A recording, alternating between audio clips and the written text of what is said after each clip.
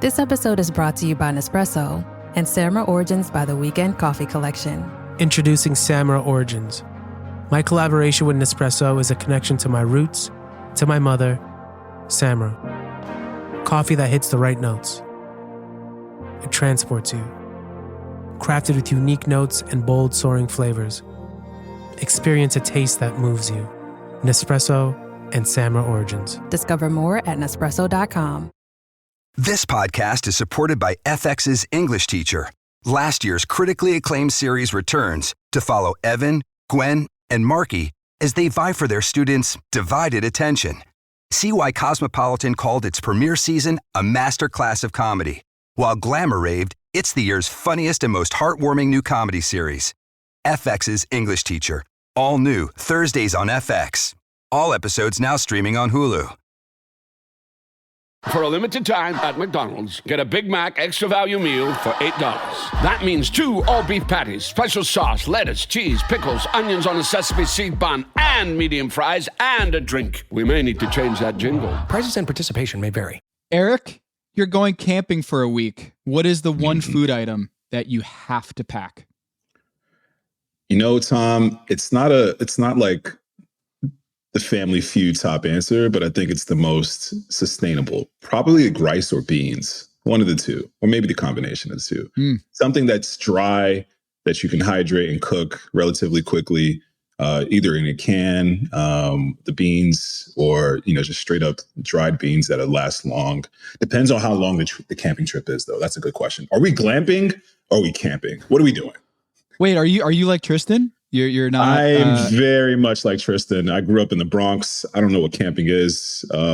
Listen, man, going outside and just. I was not racial profiling. I was just legitimately asking if you are a camping guy, if that is something that you do. No, man, nah. I wish I was, though. I got to be honest. I do envy the folks that can go out there in the wilderness and brave the elements and be with nature. But give me comfort. Give me the pedicure and the manicure, like Tristan.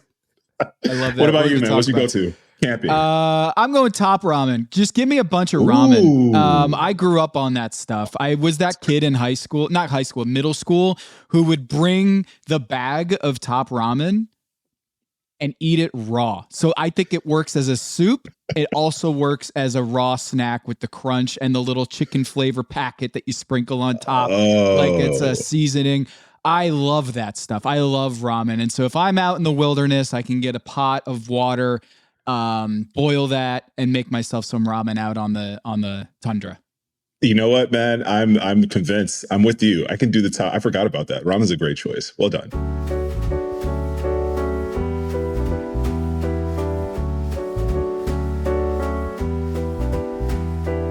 This is Pack Your Knives. I'm Tom Haberstroh. And I'm Erica Japong. Eric, we've got an announcement to make. Let's do it. You ready? I'm ready. I'm ready. I am so ready. June 12th, season finale, Top Chef. We're doing a watch party together. We're doing it live, ladies and gentlemen. It's going down in Elmina, my restaurant in Washington, D.C. Tom came up with a brilliant idea. Schedules aligned, and we're putting it out there. We kind of gave you a little sneak peek last week as we were sort of percolating the idea, but now that it's like fully thought out and it's into fruition, man, it's time to let the good people know. So packyourknives.com, there's the Eventbrite link there. Seats are limited, tickets are limited, but if you want to go, it's at Elmina in DC, June 12th. The NBA Finals are not playing that night, so guess what? I'm coming to town. And I am going to do this season finale watch party live with you, Eric. I'm so excited for this. And I really am excited for the audience. We can hang out for the night. We're going to watch the season finale. It's going to be 9:00 Eastern on that Thursday. And then afterwards, we're going to react. On season finale nights, we don't get the advanced screener. We don't get like an advanced look at the episode. And so we're going to just be like everybody else, watching it live and reacting immediately. And so for those who can't make it, don't worry. We got you covered. We're going to tape this recap episode and we'll put it out on the podcast. But if you want to do this in person and watch us live, we're going to be at Elmina on June 12th. Go to packyourknives.com on our Substack, and you will find the link to get your tickets, and they are selling out quickly. So make sure you hop on that. What a treat. Oh, man, I'm excited. This is going to be great. Yeah. Yeah.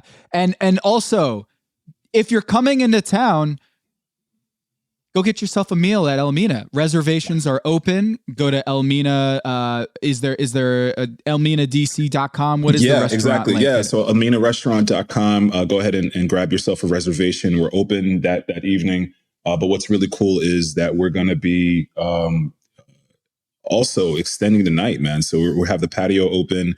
We're going to be watching, at the patio, a beautiful setting, and then switching over and doing the live pod, man. So it's going to be a lot of fun.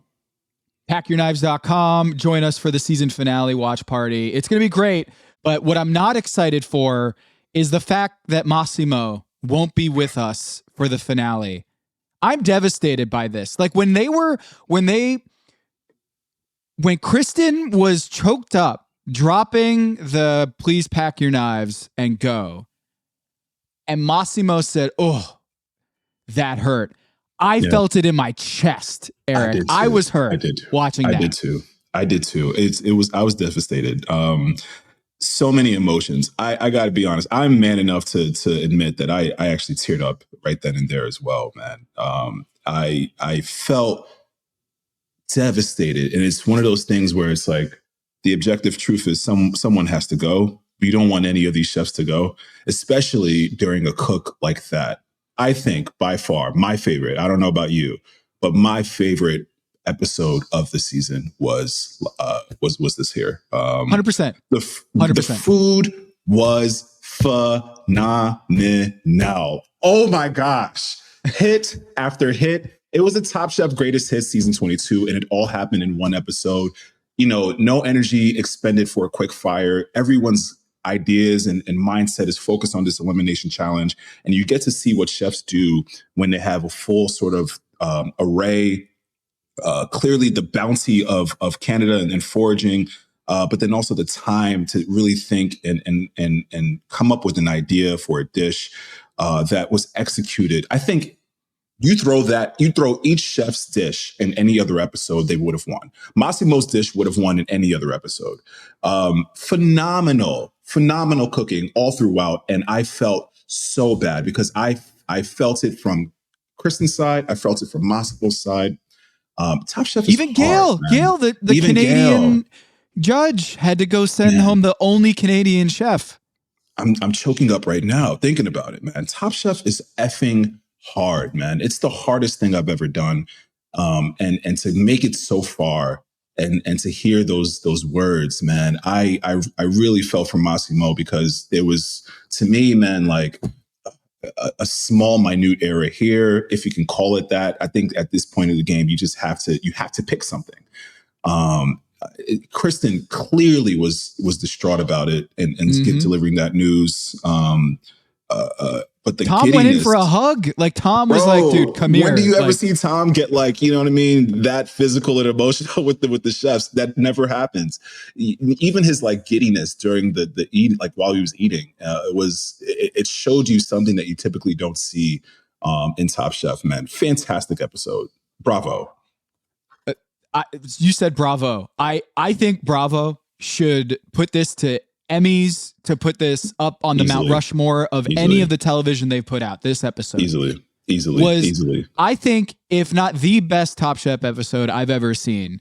It hit all the right notes. You had the elements, nature, the native lands, and the people coming together to teach the chefs.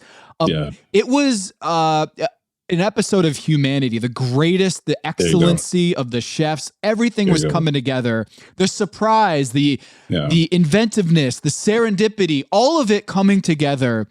And what I love most about this, from a Top Chef standpoint, it proved that time and time again, Top Chef retains its integrity of the show. That I am distraught watching Massimo go home, but at the same time, I understand that he didn't have the best dish.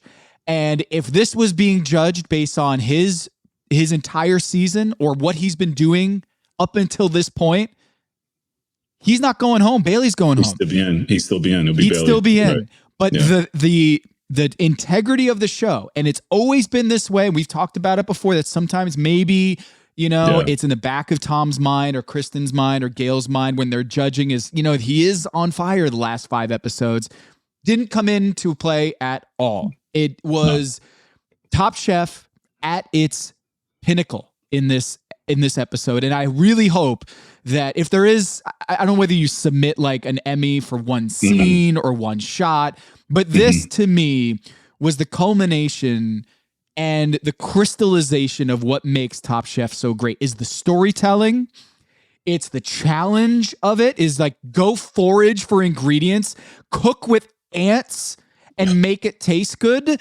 And also the elimination aspect was, I think, stay true to Top Chef, which is, this is based on the dishes in front of us. And no matter how good the story is, or no matter how good of an entertainer you are, or how good you are on TV, at the end of the day, it's about excellency on the plate. And that, my friends, was the best hour of television that Top Chef, in my opinion, I've seen in a very long time. And we're not even in the finale yet. And it was just as heartbreaking and emotional. And it doesn't work. It doesn't work as a one-off show. Like it doesn't. What Massimo going home and being on the brink of going to Italy. We're talking about a Canadian Italian chef who is on the doorstep of going to Milan. Cooks an amazing dish, brilliant, and goes home. That, I mean, the recap itself deserves an Emmy, Tom. That was just so well said and stated, and you hit every single point that I saw, I imagined to taste, that I felt. Like it was all of the emotions, truly all the emotions. The setting, let's talk about that for a second. It looked like Nautica. Like it was beautiful. It was absolutely gorgeous. Watching these chefs cook, forage, but then also the judges' table was set like just at the highest point of that mountain with the most beautiful scenic background, the wide shots, the aerial shots, the drone shots. It all came together. Like, well done on a editing and video side.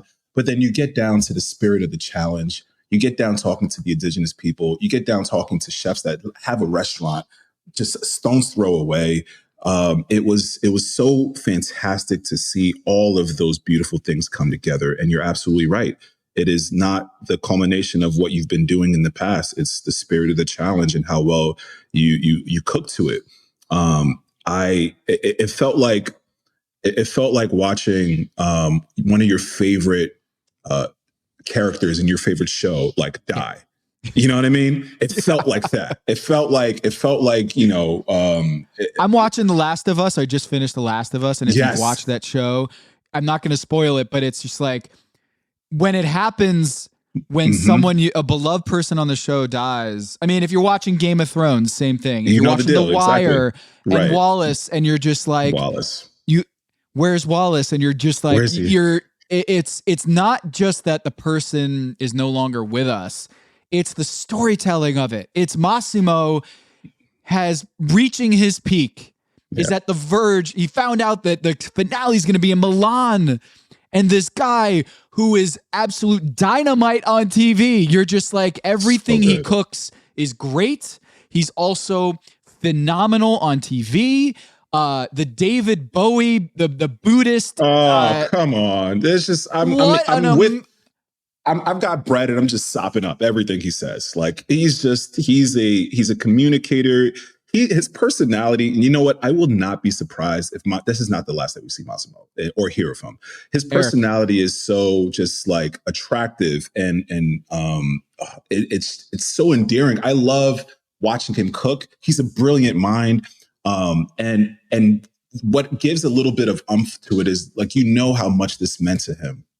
How much it means to everybody, but the show continues to go on, and we get to watch 4 incredible chefs now go into the finale and cook for their lives. And let's not forget about that, because we have Tristan, Cesar, Schwei and Bailey, and Bailey, who are going in and now having an opportunity to hold a title that I think honestly is going to reign and ring bells. It reminded me of watching Top Chef from like day one. Like the first time I watched Top Chef, I fell in love. And watching Tom and hearing Tom talk about like, I want to get back in the kitchen. I was inspired, man. I wanted to run a mile. I wanted to go in the kitchen. I wanted to like create.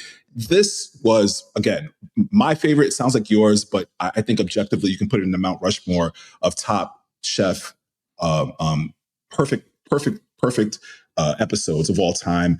I would throw my hat in the ring for this one specifically. Cool. This was fantastic. It was incredible. And we've had some bumps along the way in the season, but it's been the quality of cooking and what Massimo and Shawai and Tristan has been bringing all season long, and especially these last few episodes. It just, it's great theater, but it's also great food. And you can, Tom Colicchio is just straight up saying, I love my job. I love what I do. I love this job. I love what I do. I love this job. I want to get back. You're inspiring me. And like, this guy is not this like very sentimental dude. He's a guy who's, he's early on in Top Chef, probably more towards the Gordon Ramsay or Simon Cowell, just like the more curmudgeon judge, steely guy that when he walks into the room, you're just like, oh shit, there's Tom Colicchio. In this episode, it looks like he was such a mushy teddy bear of just like, I love this is amazing. He couldn't believe how good and amazing the setting was. He was just seeing that really drove home what a perfect just production this was. This was a perfect production. Watching Tom go through, as he classically does around this time of the, the seasons where he's talking to the chefs and sort of getting their idea for their dish, and they're cracking jokes, and Schwei's face is almost burnt off, and Tristan's talking about never having to go camping, and just having these really like genuine human to human, moments in the middle of this crazy ass competition, in the middle of this beautiful setting, and you have Tom sort of bringing humanity to it. In a way, it showed, I think, Tom in a light that I haven't seen him in quite some time. I love when Tom gets mushy. You don't, like you mentioned, he's steely. You don't really get to see it, but when it does, he means it.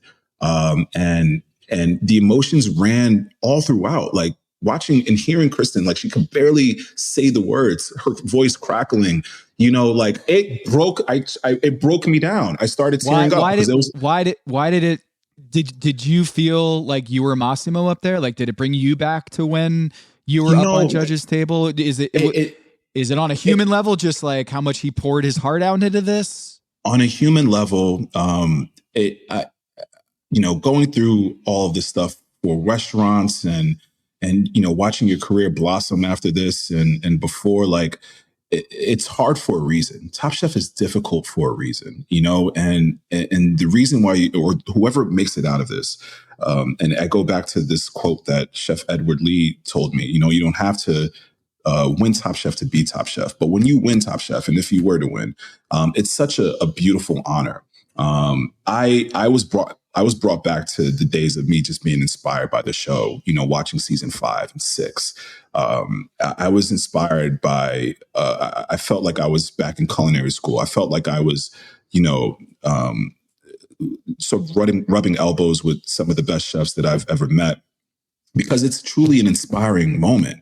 And listening to Tom talk about the food and listening to the stories about the chefs, it had to have been a difficult, decision collectively for the chefs or the judges to make and obviously decide on who has to go home. But again, to your point earlier on, objectively, this is what has to happen.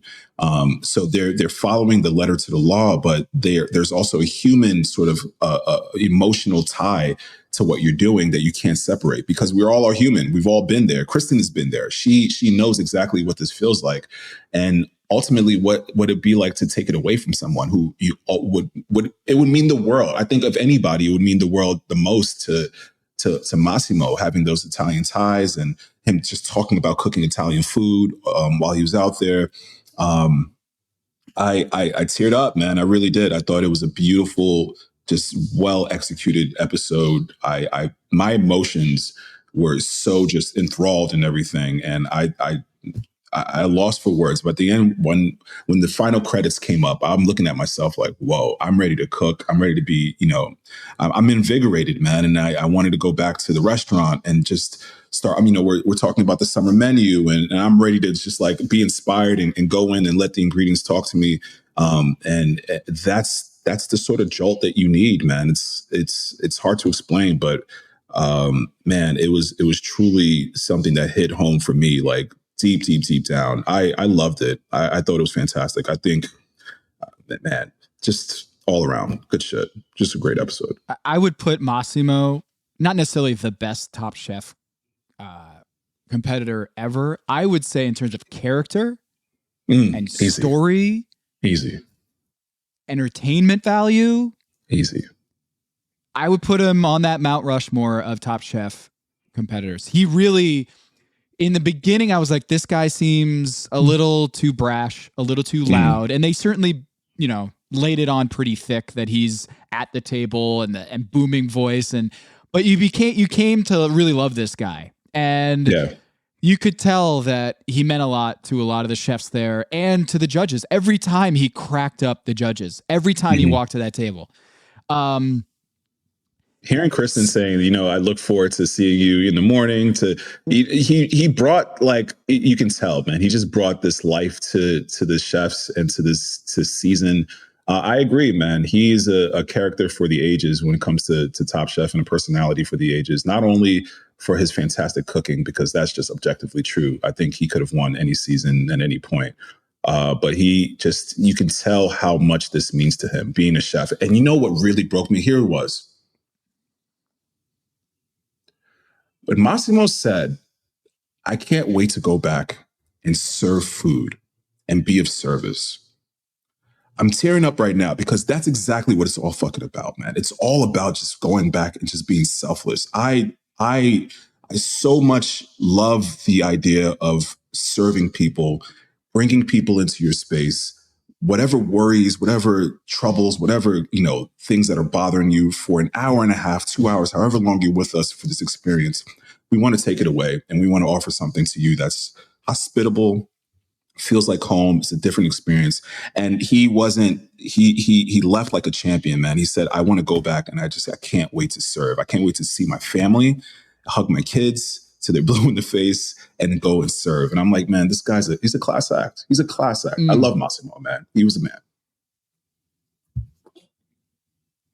Every time he went to the table, I could not wait to hear what he was going to say. And he delivered in this episode. The judges' table, when he served his dish, he said, I had to write this down because it was just epic. Hey guys, all right guys, a Buddhist monk in saffron robes once told a 19-year-old David Bowie, who are you, where are you, and where are you going? And hopefully this dish answers at least 2 of those questions. I'm like, what is he talking about? I was like, it was so out of left field. Like, not in a million years I would have expected him to conjure up a Buddhist monk in saffron clothes talking to a 19-year-old David Bowie and delivering that and slaying the table. And everyone's like, that was a great line. I can't wait to eat his food. And it reminds me of, I want you to talk more, love more, all this stuff. He, in the first episode when he said, I normally don't have performance issues, wink, wink, nudge, nudge. He broke a cutting board. Like, he smashed a cutting board somehow in that first episode.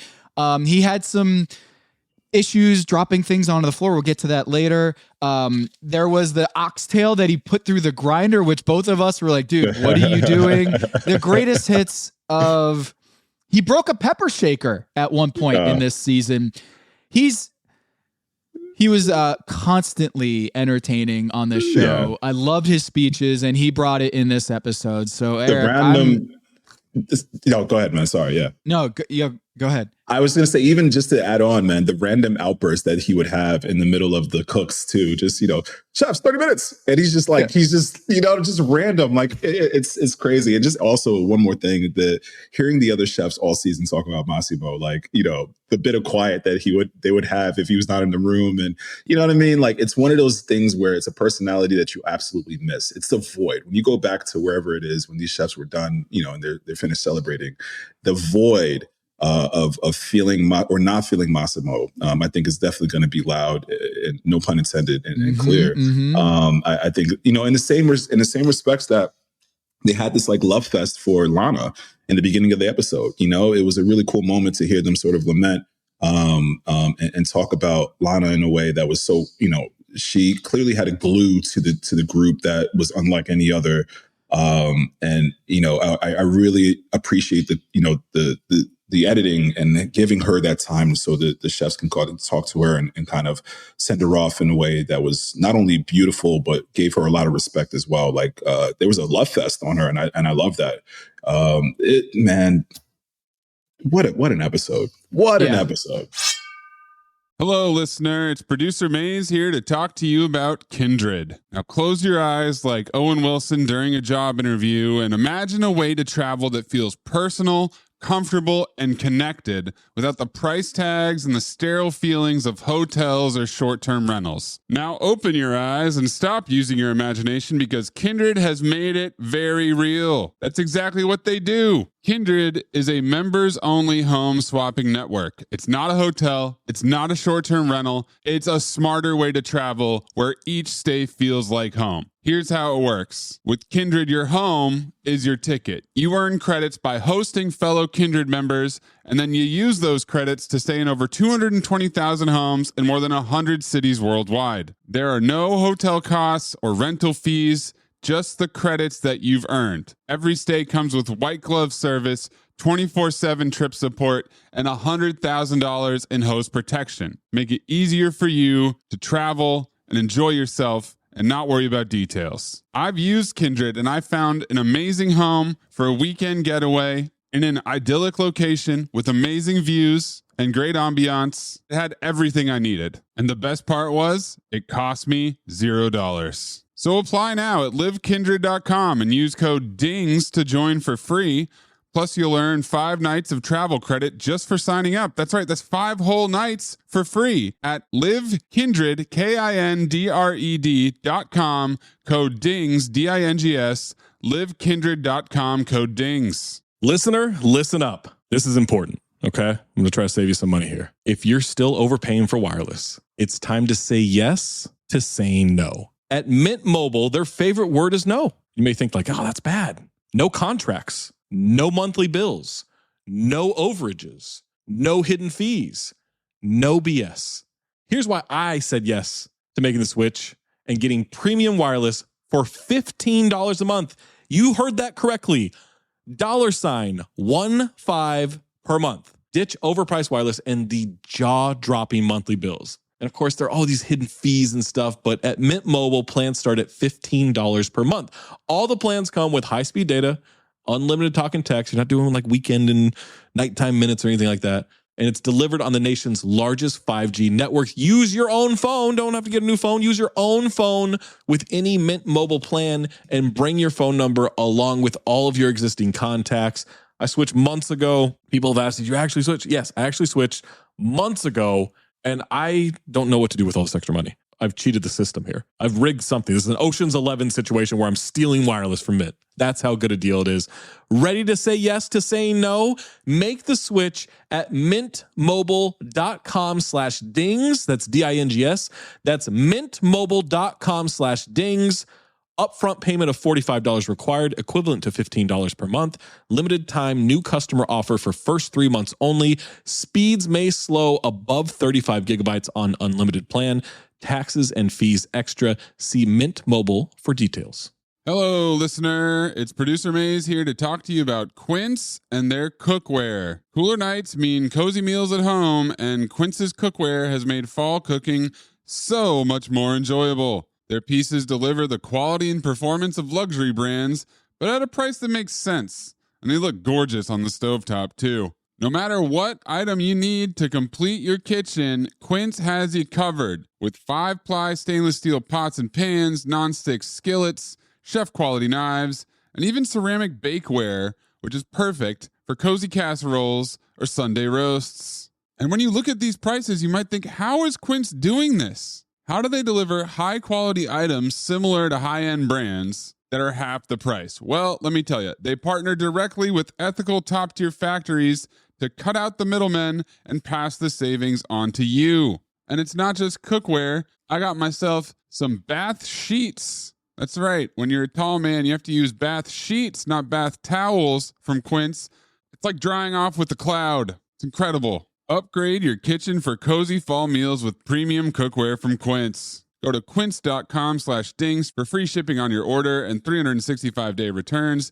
That's QUINCE.com/dings, DINGS, to get free shipping and 365-day returns. Quince.com/dings.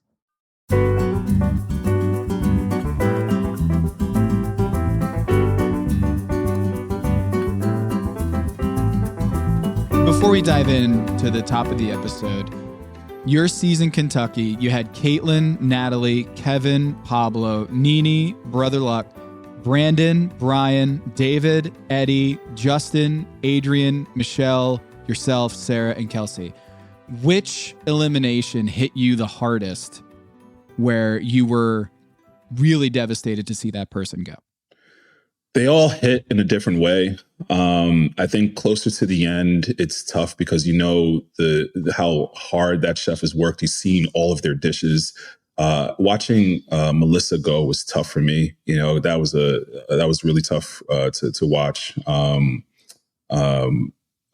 would say Natalie too early on, because Natalie, for a lot of reasons, we all thought could just take this and run. I was afraid of her. She won the first episode. Yeah, she won the first episode. Yeah, she won the first challenge. And watching her go, man, was really, really difficult. It's tough. No matter what, it's tough. David was another one that was really difficult. Brandon was tough as well. My boy Justin, watching him go was tough. But I would say ultimately it was probably Michelle Minori had. Michelle. I said Melissa, sorry, Michelle. Yeah. Mm-hmm.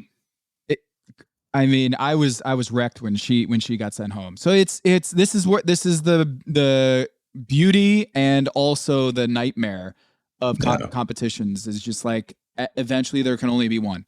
I was trying to think of an NBA equivalent of which beloved team didn't even make it to the finals or didn't make it to the Final Four that rings true, where everyone's just like, man, I really would have wished to seen those personalities, that energy, that team. Yeah. Honestly, the James Harden, Russell Westbrook, Kevin Durant Thunder, and I'm not just saying this because I was saying that. Yeah. Just they came so close, and they weren't, and we always just felt like, oh, they're gonna win like 6 titles one day. Yeah. And we just that was tough, and I was there for that in 2012. Was watching that team arm in arm, like a band of brothers out there, watch the Miami Heat win the championship and feeling just so emotionally devastated to see that they went through all this and the climbing the mountain, and they never ever got back to that. So hopefully Massimo in another All-Star season, we get Massimo coming back, because I'm rooting for him. And not to do a whole hour on Massimo, but this was an incredible episode. At the top, we have to say, again, a post-mortem to Lana's run in the show and how hard that was, especially for Bailey, because they just teamed up and they did the girl power. Hey, we're gonna have an alliance here, and then she sees her sister go, and so it remains 5 chefs: Cesar, Tristan, Massimo, Shuai, and Bailey, and they go out camping. We learned that Massimo's never gone camping, not the outdoorsy type. They're going to go foraging at Quarry Lake. There is no quick fire, but they're going to have to create a dish using the foraged ingredients. They get $200 to shop for ingredients and use the pantry from Brenda and Tracy. Tracy, the master forager, and Grandma Brenda, who just she was seen to be tearing up. Maybe it was the wind, the cold, whatever it was. Yeah. But she was emotional throughout this episode, I think, because her soul was so enriched by seeing these chefs just put everything into cooking from literally the ground of Canada and their native land. And so the winner gets $10,000. They have to cook over an open flame. Eric, you're up there. Put us in your shoes. You're hearing that you're foraging for ingredients and you got to cook over an open fire. Are you shaking in your boots? Or are you like, oh, I can't wait to see what bounty I can come up with and how I'm going to translate this into a dish later? Ultimately, just excited. I mean, it's the most primal rather. It's the most primal way to cook, with open flame. It's how our forefathers did it. You know what I mean? It's great to just be out there in the elements. There's really no gauging, if the wind blows and your fire's out, you got to start over. Like there's that sort of, layer to this cook as well. I love cooking outdoors. I love cooking, an open flame. The foraging part, as unexperienced as I am, I'd be still excited just to learn from the people from the land and gathering all these beautiful ingredients. We saw, different berries and ants, obviously, and juniper and just a bunch of herbs. And it was just cool to see these chefs kind of walk out the aisles, so to speak. They're not in aisle 7 or aisle 4. They're outside. They're in the elements, and they're picking up things and they're using that for inspiration. And similar to what Tristan did, I think I would have gone the same way, talking about the Taino people. Taino, yes, exactly. The Taino people and jerk, man. And I was hoping that he would pick that up. I'm watching it and I'm like, there's something there. You just gotta think about it. Think it through. Think it through. If you're talking about, and he had this beautiful line when he was at the judges table about like how food connects us. And that's exactly it. You don't have to be, born and raised in Canada to have a very visceral experience if you are very, familiar with your background and food, obviously. And that's exactly where my mind went and jerk. And I was like, man, if it's a layup if you don't think so. That's where my mind was, just kind of thinking about, my background and what I'm most comfortable cooking. So I was really, really excited that he picked up and ran with that idea. It's funny that he picked pork and is cooked too. So it worked. Jerk pork is definitely a thing and a beautiful dish. And you can tell, man, he really meant to cook the hell out of that pork in the best way possible, man. He babied it. He basted it. He had this makeshift sort of MacGyver setup with this grill, which I thought was hilarious. But I loved his direction. I also love the inspiration. I think I was most inspired by Bailey and her kind of getting outside of her wheelhouse and cooking something that, she's tasting and she's adjusting and she's seasoning and she's adjusting. What a performance. Right. What a performance. What a performance by Bailey, because clearly, she very overly stated that this is, something that she's never dealt with or cooked before. But I think she was just so inspired by this finale and going to Italy and going to Milan. That she really allowed the ingredients to kind of speak for themselves. And it sounds like, minus a few she was in the lab. There, she was in the lab. She was in the lab. Big time. And, she made so gutsy to I got to just figure this out. I got to keep tweaking, keep experimenting. It's going to find itself. It's going to find a way. And it came together at the end. I wanted to see her go only because she's on your team. I wanted Massimo selfishly to continue on, but at the end of the day, what she did, and look, it was a lamb skewer. It might have felt like it might not have been, I don't know, technical is not the right word, but clearly, like her black-eyed peas were not enough of a flaw to be sent. I knew Massimo was going home. Like I knew if this show has its integrity and if the edit is accurate, Bailey's safe. She did an incredible job, like workshopping that dish and getting it to a great place. And I'm like with you. I was very impressed by Bailey and Tristan.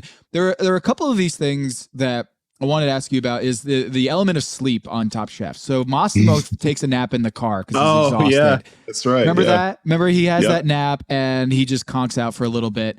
And then Tristan wakes up at 3 a.m. and has this revelation, right? He has this epiphany, like, oh, it's the Taino folks with on the mountains, and like I can do jerk pork. That's it. Yeah. What was sleeping like on Top Chef? Like, are you always just trying to pick up naps here and there, or are you just like totally adrenaline rushing? You're not able to get any cat naps. It's a mix of both, man. You get the sleep when you can, but it's funny when you do have the time to sleep, you don't want to because you're just thinking. It's typically like the night before a challenge, you know. So like I barely slept. I'm in my notebook. I'm trying to figure out what to make or how to sort of like tweak the recipe or tweak the dish itself. But then when you're not expected to sleep, like after the cook is over, after a quick fire or after elimination or after shopping, you're catching Massimo is exactly what you would probably see 75% of the chefs doing anyway, like cat naps in the car, you know what I mean, in the van or through transport or some odd way, the stew room. A lot of sleeping happens in the stew room. You know what I mean? Really? Because I just see just bottles clanking and we're all hanging out. They only show you like a bit of it, like a maybe a fraction, 25%, I'd say, of what happens in the stew room. They have like games like darts and pool, and obviously you have all the different drinks that you can kind of replenish yourself with after a long cook. But for the most part, you're picking a corner. You put a blanket over your head and you're like, call me when you need me. You know what I mean? And that's exactly how you're getting in some rest, man. So I felt Massimo with that, man. I thought it was hilarious that they caught him sleeping. Cesar was like, I got you, bro. Like, I got you. It's all good. It's all good. I'm driving. As long as you're not driving, you're good. You're good to go. You know, the foraging aspect of this and going out in the wild and them teaching you like this is juniper, this is this thing, this is that thing. And then the ants. So let's talk about the ants. Okay. So ants, have you ever voluntarily eaten insects as part of? I'll just stop you right there. The answer is no. The answer is absolutely not. And not to say that I'm opposed. I mean, if it was presented to me and I would have to, I had crickets. Let me not lie. I did have crickets before, but ants, that's a different level, man. I've never cooked ants before. The idea of freezing them and then like dry toasting them, it seems so like barbaric, but it also, I loved when Cesar. Dude, if you're cooking lobster, that's barbaric too, right? It is. You know what? Touche. You got me there. But I guess it's just the small sort of like these guys are just tiny and they have no idea what's coming to them. And it's funny. If you were out there, would you have eaten them?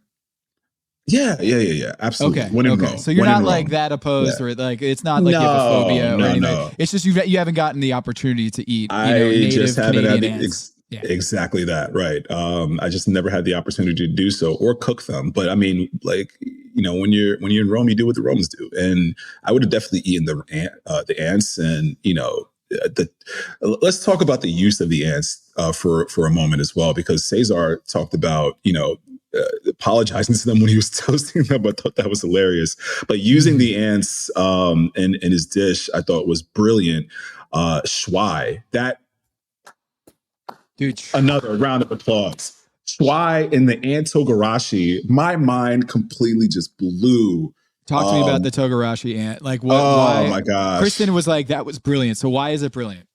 It's togarashi. It's it's a spice mix, and it's one that is you can have almost different versions of it, right? Kind of like a curry powder, and it's absolutely beautiful. It's a Japanese spice mix, and dry chilies, and it gives you texture, it gives you heat, but the texture, adding ants into that and getting that crunch that only those specific ants from Canada it's a lemon flavor. Apparently, it's got like a lemon flavor. So you think about like the and like just come on, pops man. a little bit. Yeah, brightens up a dish, right?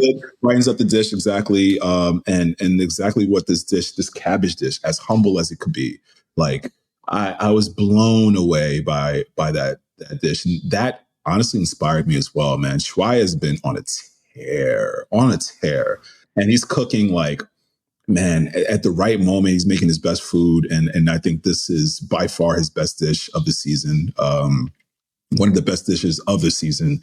he nailed it. He absolutely nailed it. And it wasn't just like burnt cabbage. You know what I mean? It seemed like it was tender. It had layers. It had depth to it. It had complexity to it.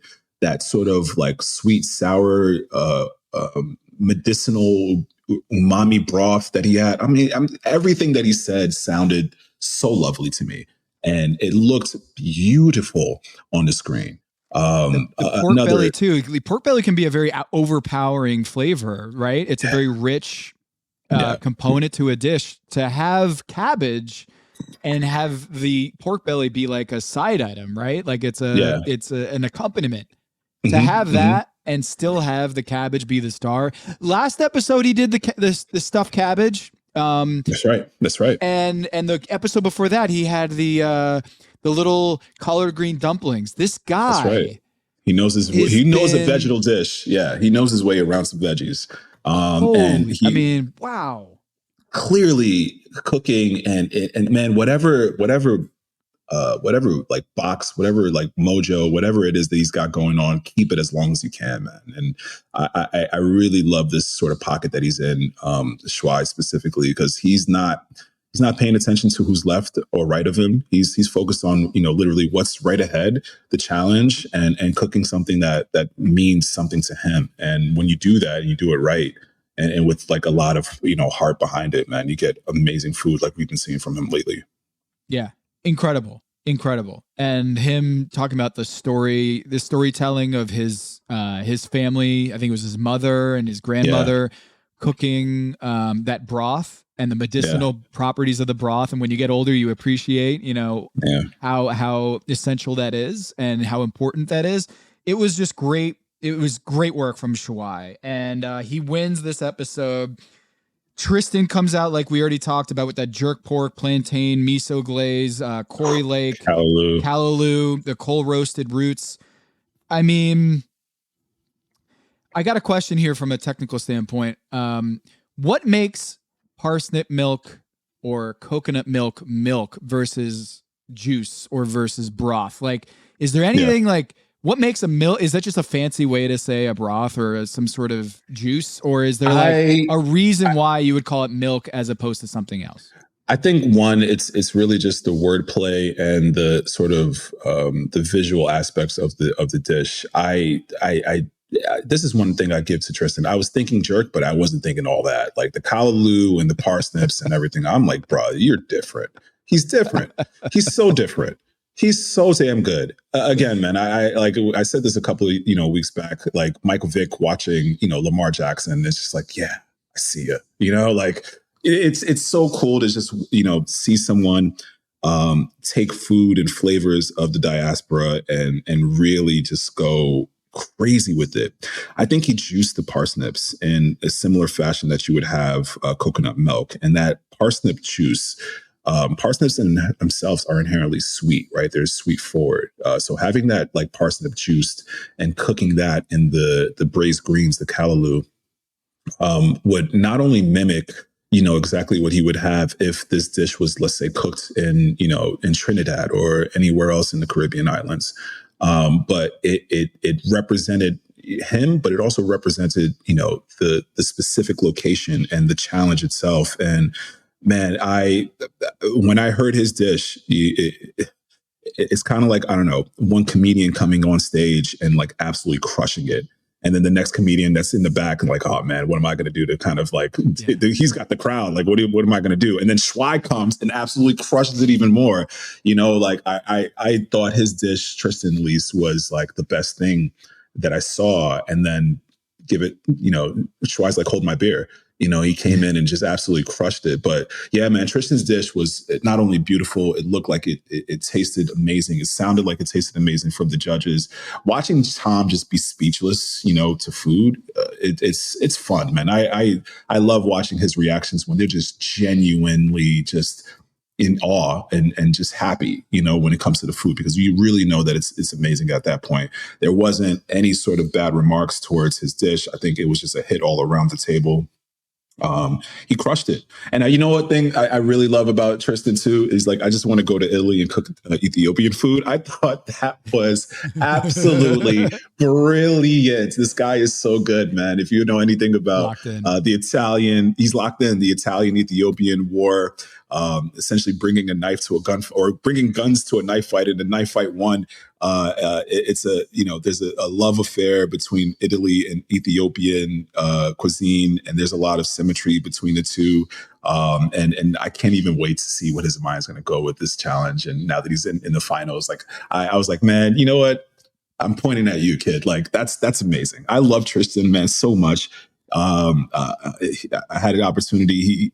I'm humbled. I'm very, very humbled. It was an interview that he did not too long ago, and then Look at Me Louie style, drop my name, man. And I was really I was humbled by that, man, just as someone who apparently, he looks to and it was inspired by, and it's crazy, man, because I'm inspired by him, man. So it's game recognizing game, but more than that, man, I tip my hat to him and honestly the rest of the chefs. Cesar's dish, absolutely phenomenal. Cesar, bro, like anybody could have won this challenge. Anybody could have won this challenge. Cesar's dish with the mushroom trope and the almost like that vertical spit of like going to your favorite taco spot and you see them slice the pork right off the side with the pineapple on top. And he does this miniature cute version of it. And I love how he was just like talking to it in a very baby-like way when he was cooking it, kind of like he would to like a nursery plant as you're trying to see it grow. Watching Cesar cook that dish with the mushrooms and the toasted ants. And I'm just like, bro, brilliant cook. Everyone felt confident when they left, because that's how you want to feel. Like when you ask, hey, how'd you feel after the cook? Everyone's like, yeah, I think they liked it. Everyone said that. Another fantastic dish by Cesar. Again, 5 for 5. Each and every single chef cooked their best dish that episode. Fantastic. So Shuai wins. Tom Colicchio said it was a 3-star dish. Like you could have had that in a 3 Michelin star environment. Was there any other dish that you felt like deserved to win? And I know you said they all could have done it, but were you surprised that Shuai won? No, not at all. Not at all. I saw that dish and without even like hearing an explanation, seeing the dish and the beauty shot and hearing the complexity of it all. I was like, fire. They're doing these dishes in nature. This is insane how good this episode was. They cooked with ingredients they've never tasted before. They were cooking with insects, bro. What an episode. And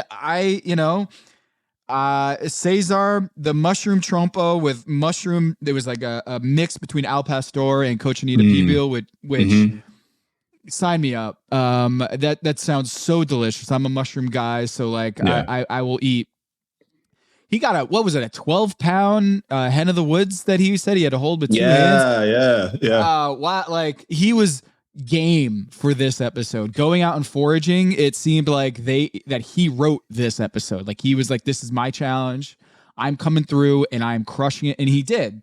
Tristan, Nicole Gomez said, I'm loving this dish. It really, I think it was Brenda who said it really, you can really taste the land in this dish.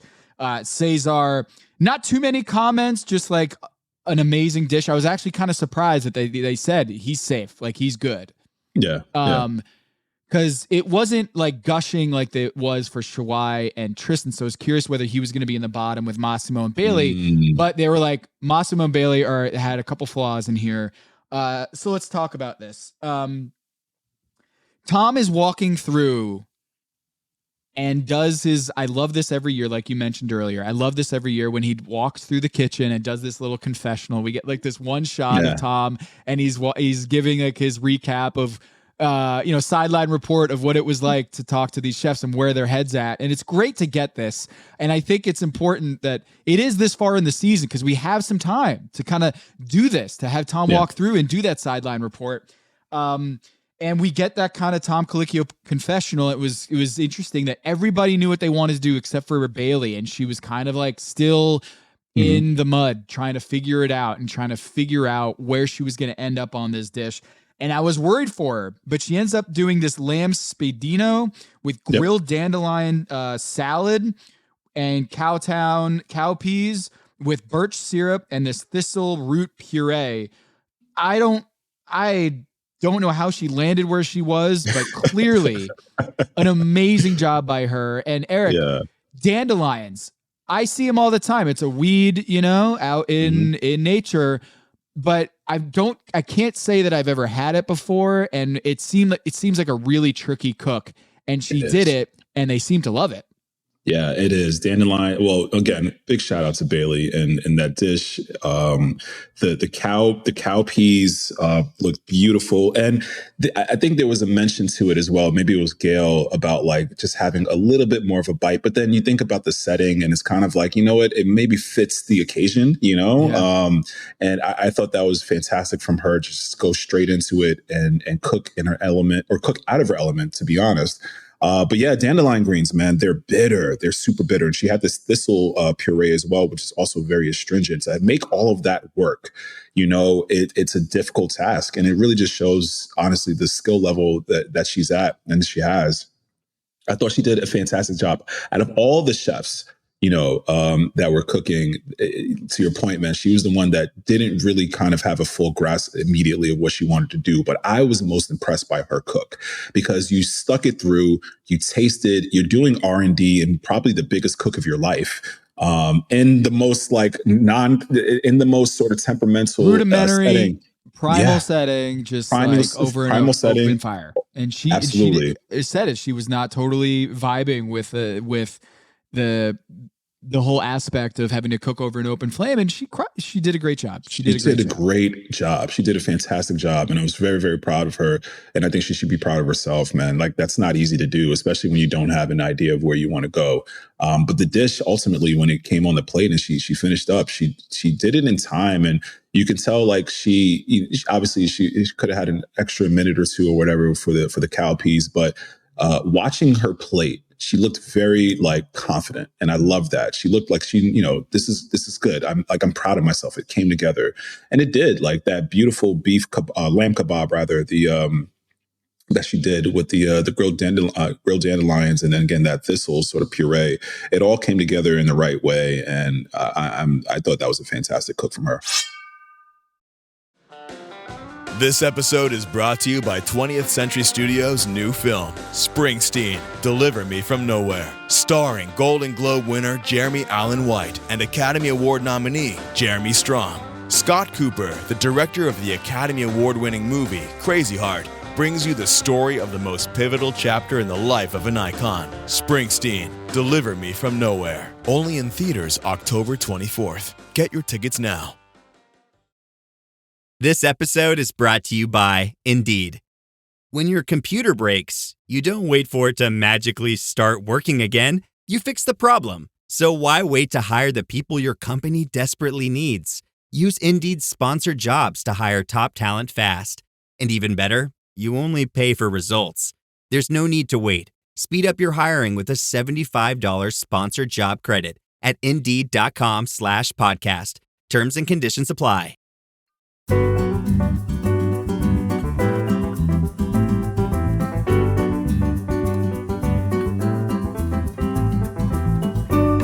right, let's do the thing I've been dreading all episode. Let's talk about Massimo. Okay, so he decides to do the trout, which I'm all about.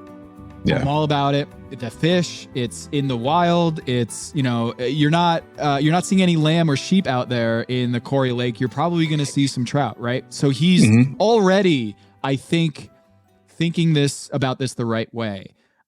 He does the mustard sauce, smoked trout, potato puree, and the bannock with wildflowers. My question to you, if he just took his bannock and put it in the puree or in the dish, rather than being outside the bowl and on the plate, is he going to Milan? I thought about this specifically. Is it a presentation thing? This is where I ultimately landed, Tom. Yes, sir. Mr. Habenstro, this is exactly where I landed, because I think ultimately it was a presentation thing.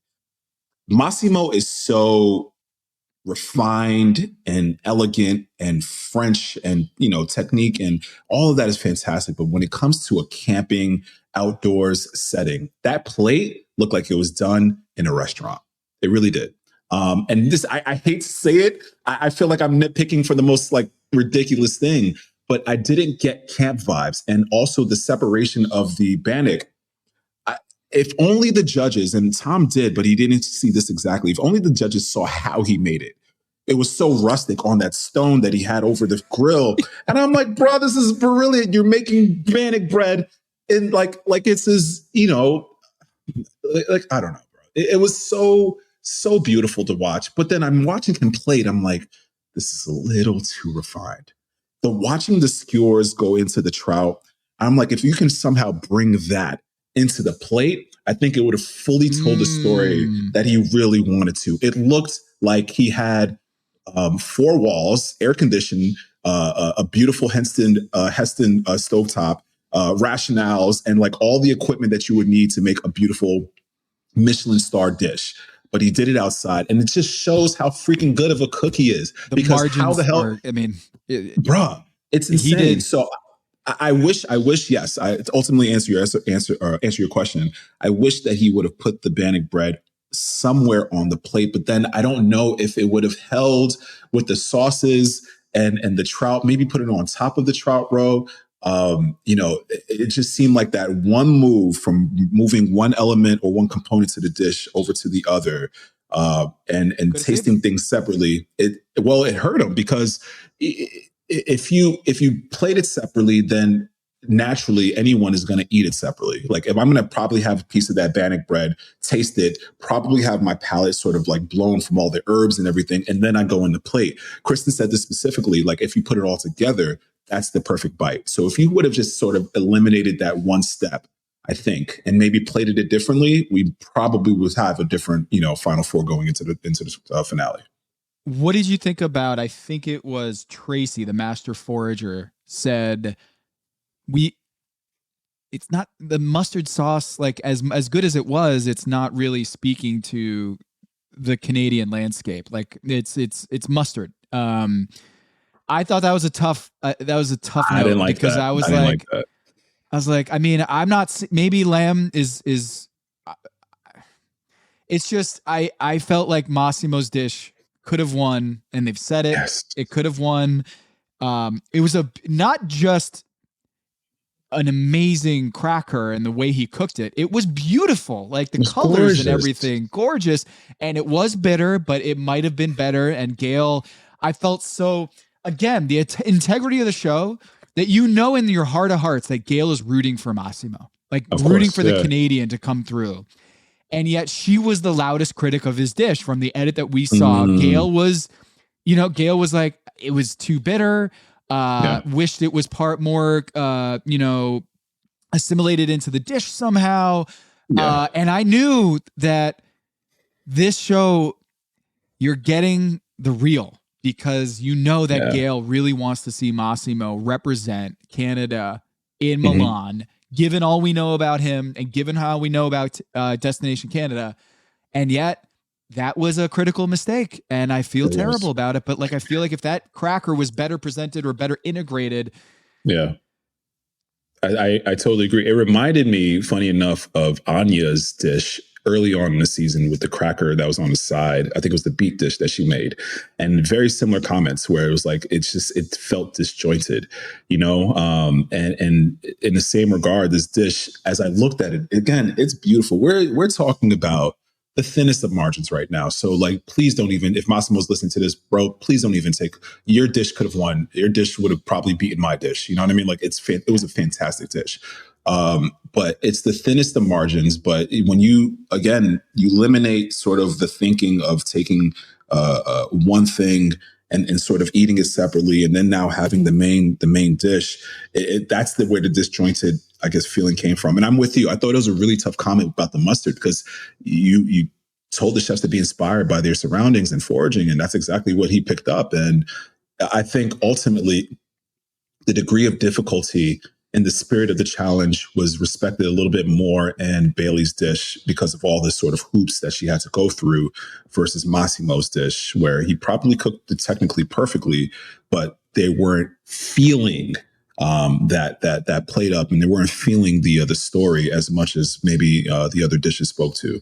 It's tough though, man. I hate to kind of sparse and mince a little bit of, again, what seemed like 5 perfect dishes, but here we are, man. This is what happens.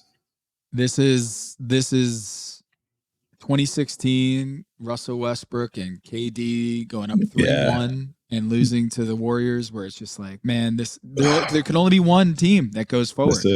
That's it. And that's what we have here. So Massimo is up there, and they do the judges table.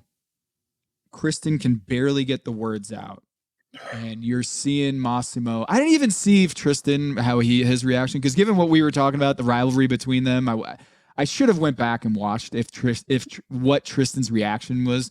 I know in my heart of hearts he's on a competitor level, happy to see him go home because Massimo was bringing it, man. Like he was incredible. I screamed. I said no in my place. I was like, no. I was like, oh, this is so tough. I really didn't want to see him go. The camera panning out as you're screaming no, and it's just, you know what I mean? This, it's same thing. Birds man, are flocking, like sleeping birds are like. There's a bear that woke up from hibernation. You see him in the corner. That's what it was like, man. That's what it felt like. And he just goes, oh, that hurt. What a reaction. You know, he wasn't bitter. He was just honest. Like, that hurt. And then Gail had to be like, you did Canada proud. And Tom is just like, give me a hug, dude. Like, come over here. Come over here. Yeah. Tom, what? Tom Colicchio? When does Tom reach across the table? Is like, get over here, dude. That's how much it pained them to say, pack your knives and go. And that was the hardest pack your knives and go I've heard, I think, in all of my Top Chef, time watching Top Chef. I've never heard voice cracking. You saw it even through the glasses, even through the aviators, that Kristen had. You saw her eyes sort of welding up, and it was just like, bro, this is tough. This is tough for everyone.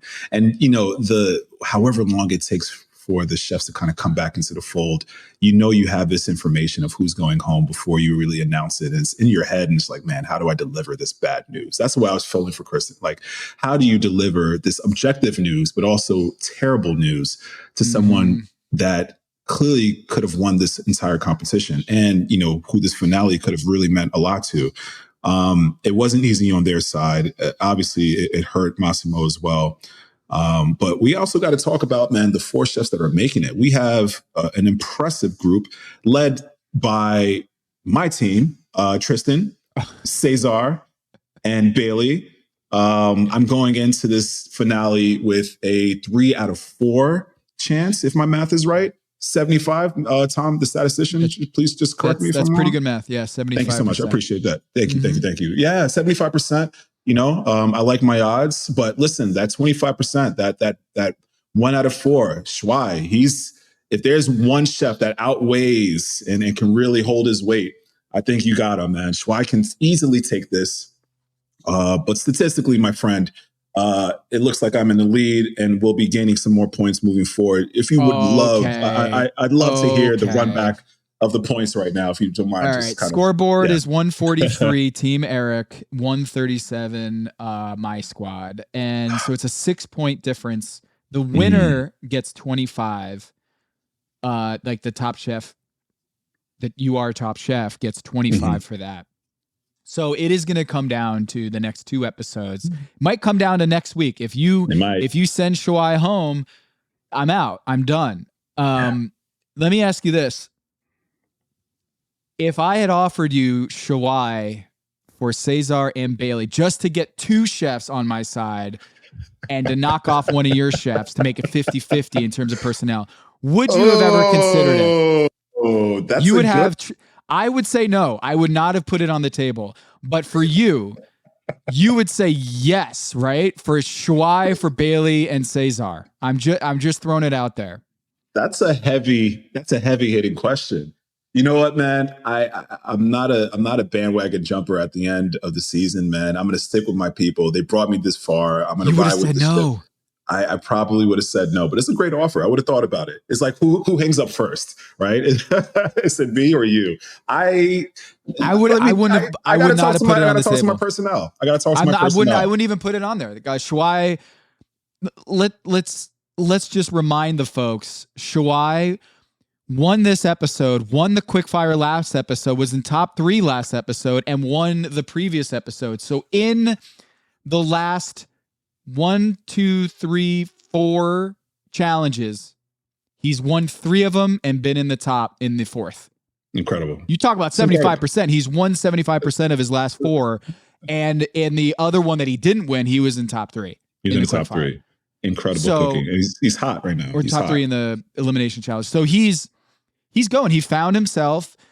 If I'll put another hypothetical on you. If Shuai went home and Massimo was my lone representative going against Tristan, Bailey, and Cesar, would you be as scared as you are of Shuai? If Massimo is in place of Shuai, who are you feeling like, ooh, Tom might actually pull this off? You know what, man? You have 2 heavy hitters, and one of them did unfortunately go home, but I think I would have felt the same way either way. Like Shuai and Massimo are both cooking at the top of their game. And at this point, it's a challenge specific sort of elimination. Like who really speaks, they're both going to cook really well and technically sound. So who speaks to the challenge the best, and who interprets the challenge the best. And we've seen both of them do it at the top of their game. I'm pretty sure Massimo has just as high stats in the last 5, elimination challenges as well. But, to go back to my team, man, no one's hitting it out the park like my guy Tristan over here. I think right now is the clear favorite to win this all. That's where my money's at. That's where my vote is for. I see this happening with maybe a Tristan Shuai, Bailey Cesar, or maybe, Cesar Bailey. But I think it's going to go down in a really epic fashion. Yeah. So the total points this season, Tristan at 75, Shuai at 54, Cesar 29, Bailey 24. So it is a 3-tier game right now in terms of the season performance, 75, 54, 29, 24. So really is an incredible season of Top Chef. The best episode this season and maybe ever in my book, Foraged in a Fire. Couldn't have happened at a better time for us to announce that we're doing a live season finale show, watch party, June 12th. Be there, be square. We're going to make this happen. Packyourknives.com. Go buy your tickets. Come hang out with us. And also book a reservation over at Elmina right now. I already did that. I'm going. I can't wait. I'm going with some family, and I can't wait to bring some of my mom's family. This is something that hit me. You got emotional about it, but the fact that both Tristan and Cesar said, "I can't wait to tell mom. I can't wait to call mom." Yeah. It hit me so hard because I lost my mom a year and a half, almost 2 years now.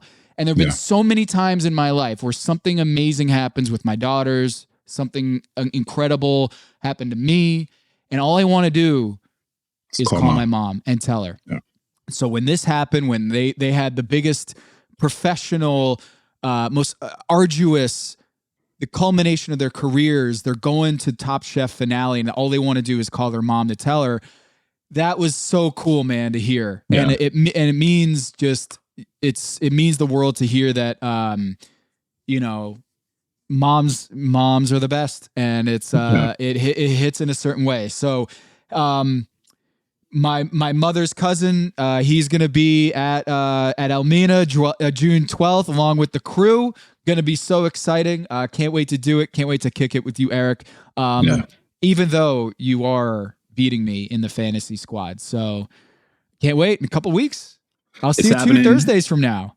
2 Thursdays from now, man, it'd be great to meet and hang out in person and have you enjoy the space, man. I can't wait. Shout out to moms. I felt that as well.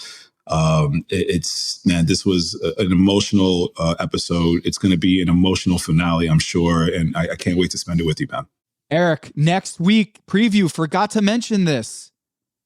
We're going to Milan, and Ali Ghazawi is going to be there from last year's World All-Stars. I had a huge crush on this dude. I thought he was amazing chef, charming. He's going to be there. It's going to be great. There's Olympians, Paralympians. Yeah, they're going to Milan, and it seems like they're bringing it again. So Eric, any takeaways from the preview for Milan in the finale of part 1? I just love how grand and beautiful the back, the setting was. The Colosseum-like atmosphere, the Olympians around, these chefs kind of going at it. You have to do the voting. The voting. Of like, I love hold that. up your paddles. Oh man, the drama. That drama is fantastic, man. It's so exciting to see, a different setting. I'm going to miss Canada. I won't lie, but I think Italy and Milan specifically is going to be absolutely beautiful. Oh, I really hope that Massimo makes the trip and he gets to be Shuai's sous chef. He's got to be there. He's got to be there. He's going to be his sous chef, right? Like, you see it. I can see it.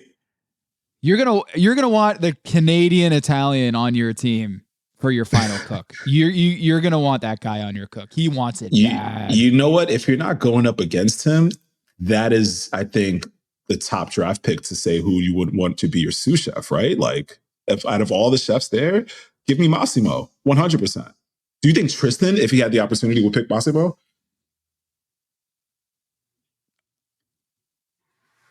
Wow. If you can't beat him, join him style. Like, hey, he beat him. He beat him. Straight up beat him. Yeah. What about Lana? I feel like he might take Lana there. Lana. Tristan. Yeah, Lana. Yeah, I see that. I can see that. But that's a great call. One. What if Tristan takes Massimo off the board? It's like, yeah, he's on my team. Watch out. You know what, man? Just for strategy, it might be good, but then also it could cause a rift. You want to cook like free and unabashed, and there might be. You want Restaurant Wars with him though, Eric. He did win as Tristan with executive chef, and Massimo is front of house. They are already on part of a winning team. So it was Vinny. It was Lana, Vinny. Tristan, Massimo. Tristan and Massimo were the Restaurant Wars group. So, but yeah. Ooh, Vinny could be out there too. Vinny could be a great sous. I mean, Katiana could be a fantastic sous. Oh my gosh, that'd be fantastic, man! I can't wait. Yeah, it's gonna be great. For Eric Achapong, I'm Tom Haberstroh, and this is Pack Your Knives. Peace.